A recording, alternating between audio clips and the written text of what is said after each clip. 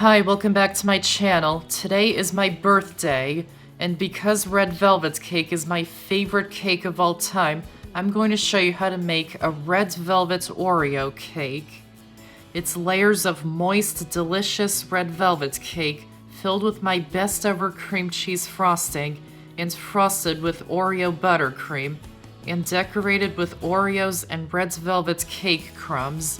So let's get started. First, preheat the oven to 350 degrees. Use two 9-inch round cake pans that are 2 inches tall, or if your pans are shorter, use 3 9-inch round pans or 4 8-inch round pans. Or I'll also put reduced measurements in the description box for 2 9-inch pans or 3 8-inch pans. To prep the pans, take a sheet of parchment paper. Trace the outside of the pans onto the paper using a pencil.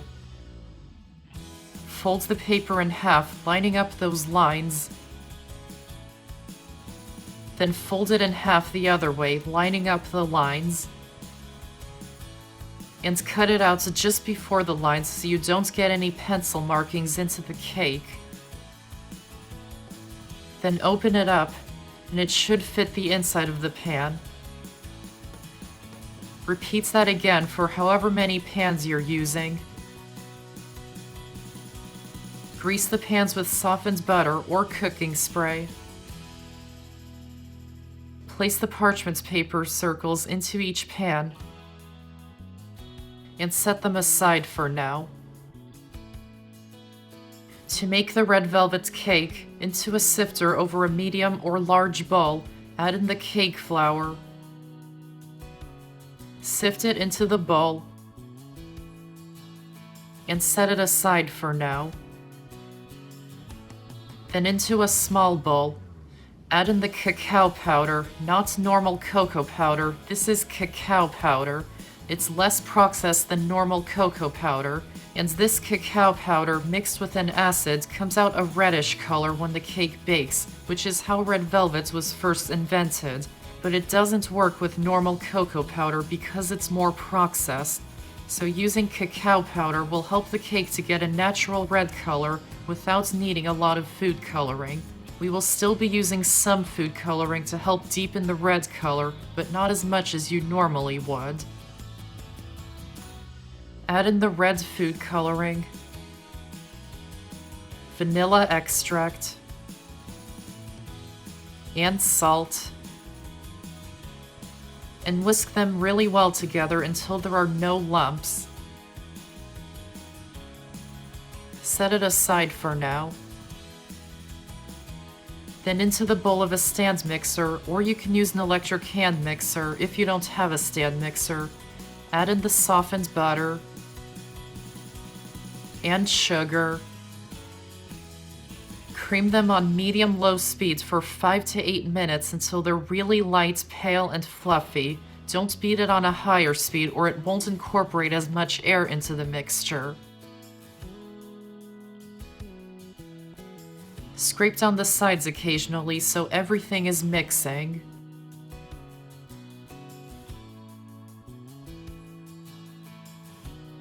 Add in the eggs one at a time. Make sure they're at room temperature.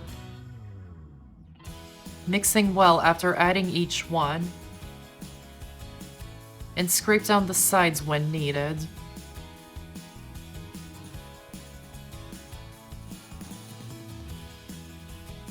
Add in the red cocoa paste. Mix it until it's combined, and scrape down the sides as needed. Alternate adding the sifted flour and room temperature buttermilk. Start by adding 1/3 of the flour. It doesn't have to be exact. Mix on low speeds just until combined. Add in about half of the room temperature buttermilk. Mix until just combined. Add in another 1/3 of the flour. The rest of the buttermilk, and the rest of the flour, again mixing just until combined.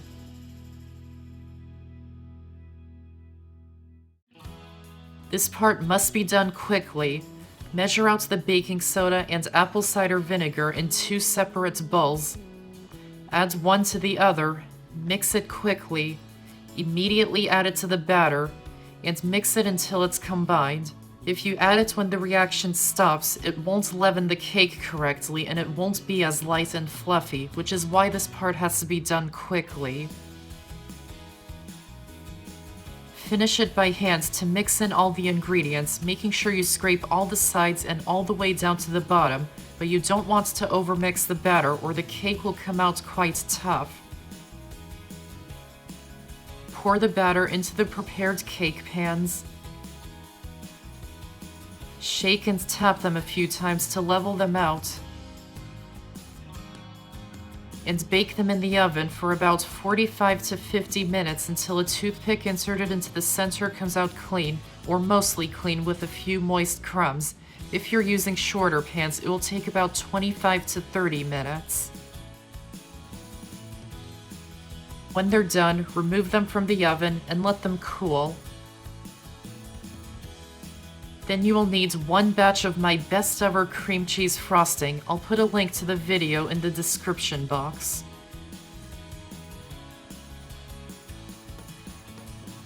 And you will also need 1 batch of my best ever vanilla buttercream frosting.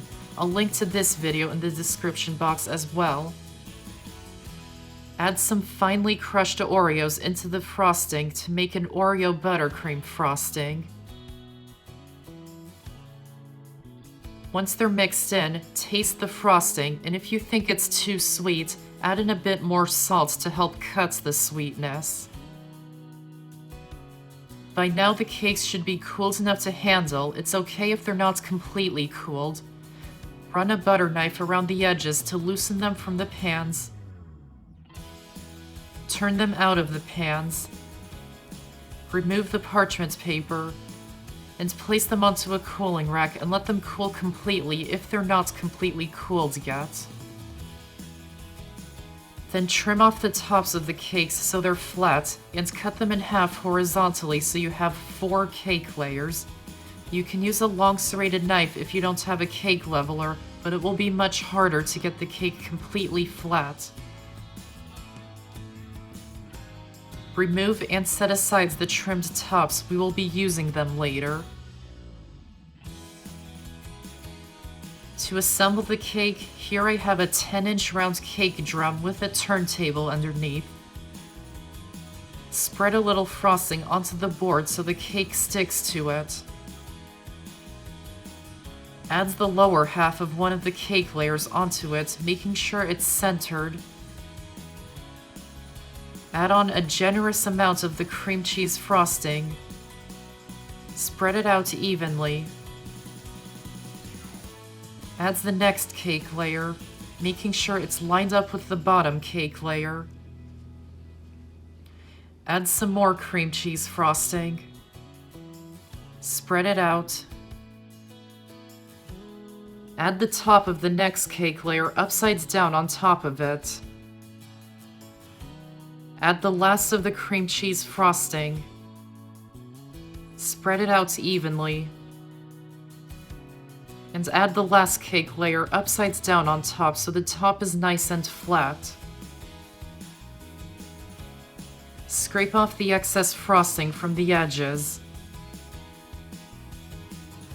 And place the cake into the fridge for at least 30 minutes to set the soft cream cheese frosting so it's easier to decorate.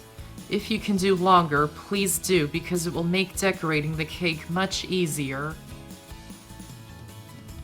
Remove the chilled cake from the fridge and cover the whole cake in a thin layer of the Oreo buttercream frosting. This will be the crumb coat which catches all the loose crumbs from the cake. It doesn't have to be perfect at this point. Then place the cake back into the fridge for 30 minutes, or you can put it in the freezer for 10 minutes until this layer of frosting is set. Remove it from the fridge or freezer. And cover the cake in another layer of frosting, smoothing it out as best as you can. Use a frosting smoother to smooth out the sides. Fill any gaps with more frosting. Clean off the frosting smoother and smooth the sides again. And keep going until it's as smooth as possible.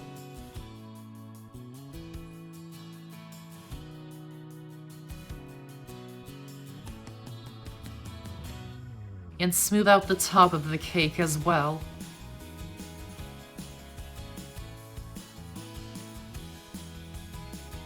Pipe any remaining frosting in large swirls on the top edges of the cake, leaving about a half an inch of space between each one.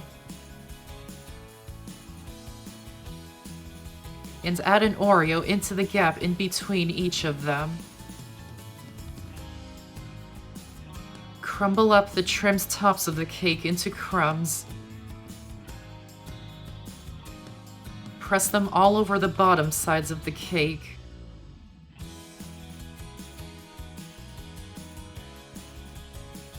And sprinkle some more on top of the cake. Then the cake is ready. And when you're ready to serve, cut out a slice and serve. And that's how to make a red velvet Oreo cake.